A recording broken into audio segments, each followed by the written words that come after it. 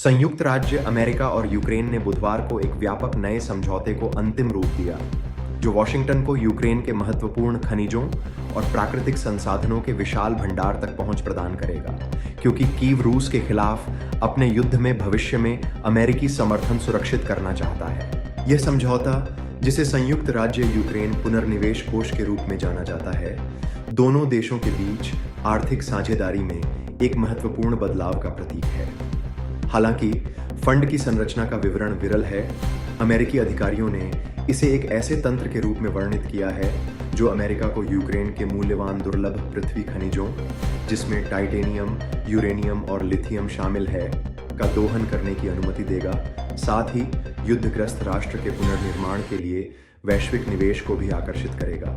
Treasury सचिव Scott Bessent ने हस्ताक्षर समारोह के बाद एक बयान में कहा, यह समझौता रूस को स्पष्ट रूप से संकेत देता है कि ट्रंप प्रशासन एक स्वतंत्र, संप्रभु और दीर्घकालिक यूक्रेन पर केंद्रित शांति प्रक्रिया के लिए प्रतिबद्ध है। राष्ट्रपति के रूप में यह घोषणा 3 साल के युद्ध के एक महत्वपूर्ण मोड़ पर आई है।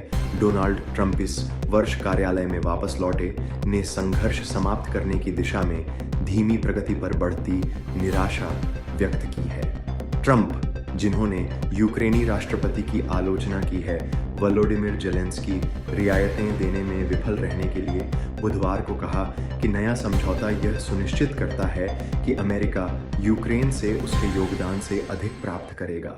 संयुक्त राज्य अमेरिका और यूक्रेन ने बुधवार को एक व्यापक नए समझौते को अंतिम रूप दिया, जो वॉशिंगटन को यूक्रेन के महत्वपूर्ण खनिजों और प्राकृतिक संसाधनों के विशाल भंडार तक पहुंच प्रदान करेगा, क्योंकि कीव रूस के खिलाफ अपने युद्ध में भविष्य में अमेरिकी समर्थन सुरक्षित करना चाहता है। यह समझौता, जिसे संयुक्त राज्य यूक्रेन पुनर्निवेश कोष के रूप में जाना जाता है, दोनों देशों के बीच आर्थिक साझेदारी में एक महत्वपूर्ण बदलाव का प्रतीक है। हालांकि फंड की संरचना का विवरण विरल है, अमेरिकी अधिकारियों ने इसे एक ऐसे तंत्र के रूप में वर्णित किया है जो अमेरिका को यूक्रेन के मूल्यवान दुर्लभ पृथ्वी खनिजों, जिसमें टाइटेनियम, यूरेनियम और लिथियम शामिल है, का दोहन करने की अनुमति देगा। साथ ही युद्धग्रस्त राष्ट्र के पुनर्निर्माण के लिए वैश्विक निवेश को भी आकर्षित करेगा। ट्रेजरी सचिव स्कॉट बेसेंट ने हस्ताक्षर समारोह के बाद एक बयान में कहा, यह समझौता रूस को स्पष्ट रूप से संकेत देता है कि ट्रंप प्रशासन एक स्वतंत्र, संप्रभु और दीर्घकालिक यूक्रेन पर केंद्रित शांति प्रक्रिया के लिए प्रतिबद्ध है। राष्ट्रपति के रूप में यह घोषणा 3 साल के युद्ध के एक महत्वपूर्ण मोड़ पर आई है। डोनाल्ड ट्रंप इस वर्ष कार्यालय में वापस लौटे ने संघर्ष समाप्त करने की दिशा में धीमी प्रगति पर बढ़ती निराशा व्यक्त की है।